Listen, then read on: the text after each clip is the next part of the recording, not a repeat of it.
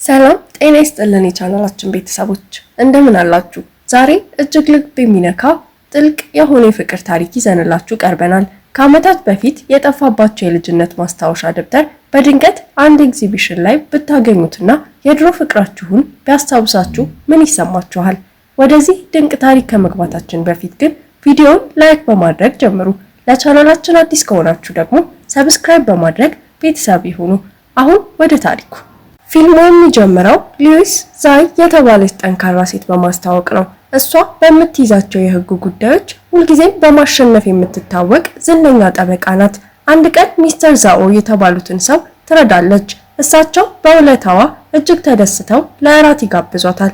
በጨዋታቸው መካከል ዛኦ እጅግ ብልህና ውብ የሆነችው ሉቢ ለምን እስካሁን ብቻዋን እንደሆነች በመገረም ይጠይቋታል። ይህ ጥያቄ ልትረሳቸው የምትፈልጋቸውን የድሮ ትዝታዎቿን ቀሰቀሰባት። ቆይቶ ሉዊ ወደ ቤቷ ተመልሳ ቴሌቪዥኗን እያየች ሳለ አንድ ታዋቂ ሰዓሊ ስለማለፉ የሚገልጽ ዜና ትሰማለች። አንድ የጥበብ ጋለሪ የሰዓሊውን ስራ ለማክበር ኤግዚቢሽን ለማዘጋጀት ይወስናል። ሉዊ ፕሮግራሙን እየተከታተለች ሳለ ከታሪኳ ጋር የሚያያዝ አንዳንድ ነገሮችን ታስተውላለች። ስለዚህ በሚቀጥለው ቀን ጋለሪውን ለመጎብኘት ትወስናለች። በጋለሪው ውስጥ ከደጋፊዎች የተላኩ የግል ዕቃዎችን ጨምሮ ለእይታ የቀረቡትን ነገሮች ሁሉ እየተመለከተች ሳለ በድንገት የጠፋባትን ማስታወሻ ደብተር ታገኛለች። ልትወስደው ብትሞክርም የጋለሪው ሰራተኛ ይከለክላታል። ከኤግዚቢሽኑ ውስጥ ማንኛውም ነገር መውሰድ የሚቻለው በባለቤቱ ፍቃድ ብቻ መሆኑን ይነግራታል። ስለዚህ ሉቢ ጋለሪው ማስታወሻ ደብተሩን ለላከው አካል ደውሎ ፈቃድ እስኪያገኝ ድረስ ለመጠበቅ ትገደዳለች። ታሪኩ ወደ ኋላ ሉቢ ገና ሕፃን ወደ ነበረችበት ጊዜ ይመለሳል። ወደ ቤቱ እየመጣ ለነበረው አባቷ ትጮሃለች። እሱም በጣም የምትፈልገውን የጓጉንቸር ምስል ያለበት የዝናብ ካፖርት ይዞላት እየመጣ ስለነበር በደስታ ትፈነጥዝ ነበር። ነገር ግን የአባቷን ሕይወት የቀጠፈ አስከፊ አደጋ መከሰቱን ስትሰማ ደስታዋ ወደ መራር ሐዘን ተቀየረ። ሉቢና እናቷ ሊን በዜናው ልባቸው ተሰበረ። በተለይ እናቷ ሊን ባለቤቷን በማጣቷ ብቻ ሳይሆን የኢንሹራንስ ክፍያውን ማግኘት ባለመቻላቸው ችግሩ በረታባት። ስለዚህ ሊን የሚገባቸውን መብት ለመጠየቅ ወደ ባለቤቷ አለቃ ዘንድ ለመሄድ ወሰነች። ሊን ከአለቃው ጋር እስክትነጋገር ድረስ ሉዊ ውጭ ተቀምጣ የጓጉንቸር ምስል ያለበትን ስቲከር እያየች ሳለ የአባቷ አለቃ ልጅ የሆነው ሼንግ ሁዋኒ የተባለ ልጅ መጥቶ ራሱን አስተዋወቃት። አብረው እንዲጫወቱ ጋበዛት። ነገር ግን አንዳንድ ረብሻ ፈጣሪዎች ችግር መፍጠር ሲጀምሩ ነገሮች ተበላሹ። ሊን በፍጥነት መጥታ ሉዊን ወደ ቤት ወሰደቻትና ከሁዋኒ ጋር እንዳትገናኝ በጥብቅ ከለከለቻት። ከ10 ዓመታት በኋላ ሉዊ የሁለተኛ ደረጃ ትምህርት ቤት ውስጥ ትገኛለች። በትምህርት ቤቱ የማስታወቂያ ሰሌዳ ላይ ውጤቷን እያየች ሳለ በትምህርት ቤቱ ደረጃ ላይ በተደረገው ለውጥ ደነገጠች። ወደ ትምህርት ቤቱ አዲስ የተቀየረው ሁዋኒ አንደኛ ደረጃ በመያዙ ቀደም ሲል ከ10 መሪዎች አንዷ የነበረችው ሉቢ አሁን ወደ 11ኛ ደረጃ ዝቅ አለች። እናቷ በዚህ አልተደሰተችም። ውጤቷ ስለቀነሰ ወቀሰቻት። በሚቀጥለው ቀን በትምህርት ቤት አንደኛ የወጣው ወይም ለተማሪዎች ሁሉ የማበረታቻ ንግግር አደረገ። በሰልፍ ውስጥ የነበረችው ሉቢ ትኩረቷን በእሱ ላይ ከማድረግ ውጪ ሌላ ምንም ማድረግ አልቻለችም። የልጅነት ጓደኛዋን በዚህ ሁኔታ እንደገና ታገኘዋለች ብላ ፈጽሞ አልጠበቀችም ነበር። ከዚህ ቀን ጀምሮ ሉቢ ሁዋኒን በሚስጥር ተከታተለው ጀመር። ምንም እንኳን እሱ ከ10 ዓመታት በፊት አብረው ትጫወት የነበረችው ሕፃን መሆኑን ባያስታውስም የእንግሊዝኛ ቃላት እንዴት እንደሚያጠና ሁሉ የእሱን ጥናት ዘዴዎች ለመከታተል ትሞክር ነበር። አንድ ቀን ሉቢ ሁዋኒን ብዙ ጊዜ ወደሚገኝበት የትምህርት ቤቱ ጣሪያ ላይ ወጣች። እሱ ያስተዋለውን በሚል ተስፋ ግድግዳው ላይ ስም የሌላቸውን መልእክቶች ጻፈች። በስፖርት ክፍለ ጊዜ የጂያን የተባለች ልጅ ከሁዋኒ ጋር ትቀራረባለች የሚል ወሬ ተሰማ። የሉቢ ጓደኞች ብዙዎቹ ፍጹም ጥንዶች እንደሆኑ ያስቡ ነበር። ሉቢ ግን ወሬውን ስትሰማ ላለመረበሽ ጥረት አደረገች። ከጓደኞቿ ጋር በሩጫ ልምምዱ ላይ ብቻ ትኩረት አደረገች። ከዚያም ያልተጠበቀ ነገር ተከሰተ። ጓደኛዋ ጂያንግ ዌኑር ሜዳው ላይ ወድቃ የእድል ማራቢያ በመጥፋቱ ተረበሸች። ሉቢ ሊያረጋጋት ስትሞክር ሁዋኒ በድንገት ተከስቶ ሜዳው ላይ ያገኘውን ዕቃ ለዌኑር ሰጣት። ከጥቂት ቀናት በኋላ ሉዊ እንደገና ወደ ትምህርት ቤቱ ጣሪያ ላይ ወጣችና ትልቅ አስገራሚ ነገር አጋጠማት። ዋይን እሷ ግድግዳው ላይ ለጻፈችው መልእክት ምላሽ እየጻፈ ነበር። እሱ ከሄደ በኋላ በፍጥነት ገብታ መልእክቶቹን አየችና መለሰች። ይህ በየቀኑ ልማድ ሆነ። ዋይን ከጀርባው ማን እንዳለ ባያውቅም ግድግዳው ላይ መልእክት ይለዋወጡ ነበር። ከዚህ በተጨማሪ ሉዊ ስለ ዋይን የምትችለውን ሁሉ ለማወቅ ጥረት ታደርግ ነበር። ቾፕስቲክ አያያዙን እንኳን ሳይቀር ትከታተላለች። ሁልጊዜ ወደ እሱ ለመቅረብ ትሞክራለች። አንድ ጊዜ ሉዊ እና ጓደኞቿ ለትምህርት ቤት ትርኢት ልምምድ ነበራቸው። ለልምምዱ የእጽዋት ልብስ ለብሳ ነበር። ጂያን በዝማሬ ቡድን ውስጥ ዋናው ዘፋኝ ነበረችና ዋይን ፒያኖ እንዲጫወትላት ጠየቀች።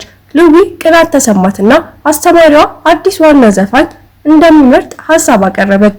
አስተማሪው ተስማምቶ ለሉዊ ዘፈኑን የመዘመር ዕድል ሰጣት። በሚያሳዝን ሁኔታ ድምጿ ጥሩ ስላልነበር ሰዎች ሳቁባት። ስለዚህ ሉዊ ወደ እጽዋት ሚናው ስትመለስ የጂያን ደግሞ ዋና ዘፋኝ ሆነች። በትርኢቱ ቀን ሉዊ እና ጓደኞቿ በመድረክ ላይ ስራቸውን አቀረቡ። ትርኢቱ ካለቀ በኋላ ወይኑር በድንገት በሁሉም ሰው ፊት ለዋይን ያላትን ስሜት ገለጸች። ዋይን ግን ዝም ብሎ ፈገግ ብሎ ትቷት ከጂያን ጋር ሄደ። ወይኑር ለዚህ ደፋር እርምጃዋ ከጓደኞቿ አድናቆት አገኘች። በኋላም ወይኑር ምንም እንኳን የሚያሳፍር ቢሆንም ለዋይን ስሜቷን በመግለጿ እንደማትቆጭ ለሉዊ ነገረቻት። ሉዊ ለዋይን ያላትን ስሜት ደብቃ ስለነበር ተገረመች። ከጥቂት ጊዜ በኋላ ክፍለ ጊዜ ላይ ሉዊ ከዋይን ጋር መሆን እንደምትችል እርግጠኛ ስላልነበረች በልቧ ያለውን ሁሉ በማስታወሻ ደብተሯ ላይ ዘረገፈችው። በድንገት ዝናብ መዝነብ ሲጀምር ግድግዳው ላይ የጻፉትን መልእክት ለማየት ወደ ጣሪያው ሮጠች። ዝናቡ ጽሑፎቹን በሙሉ አጥፍቶ ስለነበር አዘነች። ባልተጠበቀ ሁኔታ ዋይን ወደ ጣሪያው መጥቶ መልእክቶቹን መጥፋታቸውን አየ። ሉዊ እንዳያያት ስላልፈለገች ግድግዳው ጀርባ ተደበቀች። ልክ እንደ ሉዊ ሁሉ ዋይን ከአንድ ምስጢራዊ ሰው ጋር የተለዋወጣቸው መልእክቶች በመጥፋታቸው አዘነ። በሌላ አጋጣሚ ሉዊ ዋይን በሙዚቃ ክፍል ውስጥ ፒያኖ ሲጫወት ትመለከት ነበር። ጂያን መታ ወደ እሱ ለመቅረብ ስትሞክር ቅናት ተሰማት። ጂያን እና ዋይን ፍቅረኛሞች ናቸው የሚል ወሬ ስትሰማ ደግሞ ነገሩ ይበልጥ አበሳጫት። ከሱ ጋር ምንም እድል እንደሌላት ስላሰበች ሉዊ ስለ ዋይን መርሳትና በትምህርቷ ላይ ማተኮር እንዳለባት ወሰነች። እቅዷ ጠንክራ ሰርታ በትምህርት ቤቷ አንደኛ መሆን ነበር። ይህ በእንዲህ እንዳለ ዋይን የትምህርት ቤት ፈተናውን ጥሎ ከጂያን ጋር ወደ ውጭ ሀገር ለመሄድ በመወሰኑ በትምህርት ቤቱ ደረጃ የመጨረሻ ሆነ። ሉዊ በትምህርት ቤቱ አዲሷ አንደኛ ተማሪ በመሆኗ ልክ ዋይን ቀደም ብሎ እንዳደረገው ሁሉ ለተማሪዎች የማበረታቻ ንግግር አደረገች። ምንም አይነት መሰናክሎች ቢያጋጥሟቸውም ሁሉም ሰው በህልሙ ተስፋ እንዳይቆርጥ አበረታታች። ከጥቂት ጊዜ በኋላ ሉዊ ከሁለተኛ ደረጃ ትምህርት ቤት ተመርቃ ሕግ ለማጥናት ወደ አንዲት ታዋቂ ዩኒቨርሲቲ አመራች። አንድ ቀን በብስክሌት ወደ ማደሪያ ክፍሏ እየተመለሰች ሳለ አንድ ያልተጠበቀ ነገር ተከሰተ። ዋይንና ጓደኞቹ ፊልም እየተቀረጹበት ወደ ነበረ መንገድ በስህተት ገባች። በድንገት አንድ ቲማቲም ከፊት ለፊቷ ወደቀ። ፍሬም ይዛ ቀና ስትል ዋይን በዚያው ግቢ ውስጥ ታገኘዋለች ብላ ስላልጠበቀች ደነገጠች። ነገሩን ገና እያሰላሰለች ሳለ የዋይን ጓደኞች ዣንግ ሚንጉር መጥቶ በፊልማቸው ውስጥ እንድትሳተፍ ጠየቃት። እሷ ግን የሚንጉርን ጥያቄ ውድቅ አድርጋ አካባቢውን ለቃ ሄደች። ማደሪያ ክፍሏ ስትደርስ ሉዊ ስለ ዕለቱ ሁኔታ በማስታወሻ ደብተሯ ላይ ጻፈች። ልትረሳው ስትሞክር የነበረውን ዋይን በድንገት በማየቷ የተሰማትን የደስታና የአፍረት ድብቅ ስሜት ገለጸች። በሚቀጥለው ቀን የምግብ አዳራሽ ውስጥ ምሳ እየበላች ሳለ ከሚንጉር ጋር ተገናኘች። እሱም ከሱና ከዋይን ጋር በአንድ ጠረጴዛ እንድትቀመጥ ጋበዛት። ሉዊ ከዋይን ጋር በአንድ ጠረጴዛ መቀመጥ ትንሽ አስጨነቃት። በመጨረሻ ግን ስለ ሁለተኛ ደረጃ ትምህርት ቤት ዘመናቸው ማውራት ጀመሩ። መጀመሪያ ላይ እንደማታውቀው ለማስመሰል ሞከረች። ነገር ግን አንድ ትምህርት ቤት እንደነበሩ ሲያስታውሳት የጂያን ፍቅረኛ ሆኖ እንደምታውቀው አመነች። ዋይን ከጂያን ጋር መለያየታቸውን ነገራት። ይህም ሉዊን አስደሰታት። ሚንጉር በአጭር ፊልም ውስጥ እንድትሳተፍ በድጋሚ ጠየቃት። እሷም በተለይ ከዋይን ጋር ዋና ገጸ ባህሪ ሆና እንደምትሰራ ስታውቅ ተስማማች። አንድ ጊዜ ሉዊ እና ዋይን በአንድ ክፍል ውስጥ ሳሉ ፕሮፌሰሮችን የሙከራ ችሎታ እንዲለማመዱ አዘዛቸው። ሉዊ ከሳሽ ጠበቃ፣ ዋይን ደግሞ ተከላካይ ጠበቃ ሆኑ። ጉዳዩ አባቷ ከደረሰበት በደል ጋር ተመሳሳይ ስለነበር ሉዊ በስሜት ተከራከረች። በክርክሯም ሁዋይን አሳምና ዝም አስባለችው። ሁዋይን በሉዊ ብልህነት ተገረመ። በዚያ ምሽት ሉዊ በአንድ ሱቅ ውስጥ በትርፍ ሰዓት ስራ ላይ ነበረች። በድንገት ሁዋይን መጥቶ እሷ ጉርሻ እንድታገኝ በማሰብ ብዙ ምግብ አዘዘ። ሉዊ በእሱ ድርጊት ፈገግ አለች። ስራዋን ስትጨርስ ሱቁን እንድትዘጋ ረዳትና ወደ ቤቷ ትሸኛት። በመንገድ ላይ ሁዋይን ስራው ከድካም ጋር ስለማይመጣጠን እንድትተወው ቢመክራትም እሷ ግን ለዕለት ተዕለት ወጪዋ ገንዘብ እንደሚያስፈልጋት ገልጻ ጥያቄውን አልተቀበለችም። ከጥቂት ጊዜ በኋላ የሉዊ ጓደኛ በአንድ መጠጥ ቤት ውስጥ ችግር ገጥሟት ደወለችላት። እሷና ሁዋይን ለመርዳት ሮጡ። እዚያ ሲደርሱ ጓደኛዋን ለመርዳት ሞከሩ። ሁዋይን ነገሩን ለማስተካከል ጥረት አደረገ። ነገር ግን በመጨረሻ ረብሻ ውስጥ ገብተው በፍጥነት ከአካባቢው መሸሽ ነበረባቸው። ሲሮጡ የመደበቂያ ቦታ አገኙ። ነገር ግን ዝናብ መዝነብ ስለጀመረ እዚያው ተጠለሉ። ዝናቡ እስኪያባራ ድረስ ሁዋይን ስራሽን ትተሽ ትምህርትሽ ላይ አተኩሪ በማለቱ ይቅርታ ጠየቃት። እሷ ግን ምንም እንዳልተሰማት ገልጻ ጓደኛዋን ስለረዳት አመሰገነች። ሁዋይን ስለ ትምህርት ቤት ዘመኑ እያወራ በትምህርት ቤቱ ጣሪያ ግድግዳ ላይ መልእክት ይለዋወጡ ስለነበረው ሰው ነገራት። መልእክቱን የሚጽፈው ማን እንደሆነ ለማወቅ ጉጉት እንዳለውና ጂያን እንደሆነች ጠርጥሮ እንደነበር ገለጸ። ሉዊ ግን መልእክቱን የምትጽፈው እሷ መሆኗን መናገር ስላልቻለች ዝም አለች። በማግስቱ ጠዋት ሉዊ ወደ ኮሌጅ ለመሄድ ስትዘጋጅ በከባድ ዝናብ ምክንያት ትምህርት መቋረጡን የሚገልጽ ማስታወሻ ሰማች። ብዙም ሳይቆይ ሁዋይን ደውሎ የት እንዳለች ጠየቃት። እሱን ለማግኘት ጓጉታ ስለነበር ካምፓስ ህንጻ ፊት ለፊት እንደሆነች ነገረችው። ሁዋይን እንድትጠብቀው ነገራት። ከጥሪ በኋላ ሉዊ ወደ ካምፓሱ ህንጻ ፊት ለፊት በመሮጥ ሁዋይን እንዳያውቃት ሻንጥላዋን ጥላ ተጠባበቀችው። ብዙ ሳይቆይ እሱ መጥቶ ልክ አባቷ ቃል ገብቶላት እንደነበረው አይነት የጋጉንቸር ዝናብ ካፖርት ሰጣት። ይህ በጣም አስደሰታት። ከጥቂት ቀናት በኋላ ሉዊና ጓደኞቿ የሚንጉሩን አጭር ፊልም ለመቅረጽ ወደ አንድ ደሴት ሄዱ። ቀረጻው ካለቀ በኋላ ወደ ቤት ለመመለስ በአውቶቡስ ተሳፈሩ።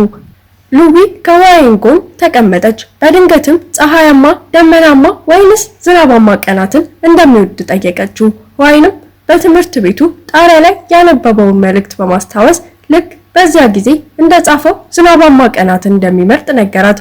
ሉዊ የእሱን መልስ ስትሰማ በጣም ተደሰተችና እጁን ለመያዝ ድፍረት አገኘች። በዚያ ጊዜ ሁዋይን ሲፈልግ የነበረውን ሰው እንዳገኘ ተናገረ። ከዚያ ቀን ጀምሮ ፍቅረኛሞች ለመሆን ወሰኑ። ሉዊና ሁዋይን በግቢ ውስጥ ሆነ እሷ በምትሰራበት ሱቅ ውስጥ የማይነጣጠሉ ሆኑ። ከእሷ መለየት ስለማይፈልግ ወደ ቤት በባቡር ስትመለስ አብሯት ለመሄድ ያስገርማት ነበር። ሉዊ ወደ ቤት ስትመለስ እናቷ ሊን በሁዋይን ወላጆች ላይ ክስ ለመመስረት በቂ ማስረጃ ስላገኘች በጣም ተደስታ አገኘቻት። ሉዊ ለአባቷ ፍትህ ሊገኝ በመሆኑ ብትደሰትም ይህ ጉዳይ ከሁዋይን ጋር ባላት ግንኙነት ላይ ስለሚፈጥረው ችግር ተጨነቀች። የሚቀጥለው ቀን ሉዊና ሁዋይን ወደ ድሮ ትምህርት ቤታቸው ለመሄድ አቀዱ። ያሳለፉትን ጥሩ ጊዜ ለማስታወስ የትምህርት ቤት ዩኒፎርማቸውን ለበሱ። ከሰዓት በኋላ ግድግዳው ላይ የጻፏቸውን መልእክቶች ለማየት ወደ ጣሪያው ወጡና እርስ በእርሳቸው ላለመረሳሳት ቃል ተገባቡ። ከጥቂት ጊዜ በኋላ ሉዊ ወደ ካምፓስ ለመመለስ ስትዘጋጅ ሁዋይን አንዳንድ የቤተሰብ ጉዳዮች ስላሉበት አብሯት መሄድ እንደማይችል ነገራት። እሱ ባለመኖሩ ቀኖች ባዶ መሆን ጀመሩ። ለአንድ ሳምንታት ድምፁ ጠፋ። ከዚያም አንድ ቀን ሁዋይን በግቢው ውስጥ ስልጣኑን ያለ አግባብ ተጠቅሟል የሚል ወሬ ተሰማ። በዚያው ቀን ሉዊ እናቷን ማደሪያ ክፍሏ ውስጥ አገኘቻት። ሊንም በክሱ እንዳይረታች እና በውጤቱ የሁዋይን አባት እንዲታሰር መወሰኑን ነገረቻት። እናቱ በውሳኔው ደንግጣ ወደ ሆስፒታል ተወሰደች። ይህንን ስትሰማ ሉዊ ሁዋይን እንደምታጣው በመፍራት አዘነች። ሁዋይንም ለማግኘት ወደ ሆስፒታል ሮጠች። ነገር ግን እዚያ የጂያንን ከሁዋይን እናት ጋር አገኘቻት።